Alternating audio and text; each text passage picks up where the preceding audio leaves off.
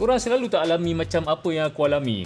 Tengah scroll phone, tangan akan jadi lengur dan aku akan angkat benda-benda atau seperti cawan ni, aku akan jadikan dia tongkat seperti ini. Tapi selalunya phone akan jatuh macam ni kan. Hari ni aku nak kenalkan dengan korang satu tongkat daripada Ugreen. Ini tongkat untuk telefon korang. Walaupun telefon korang tak sakit kaki, tapi dia memerlukan tongkat untuk berdiri. Cara nak guna dia senang je. Korang just tampal kat belakang phone korang yang ada MagSafe. Tapi kalau phone yang tak ada MagSafe, korang boleh tampal dulu ring ni. Ring ni dibekalkan sekali dengan produk ni. Okey, tampal, pusingkan tongkat macam ni. Boleh stand vertical macam ni. Wah, hebat tak? Korang just scroll sambil minum air. Jadi pada korang yang suka tengok bola tu ataupun tengok drama, buat macam ni je. Wah, hebat tak? Kalau view tak cantik, boleh tongkatkan macam ni. Wah, lebih terhibur melihat drama sambil minum air juga.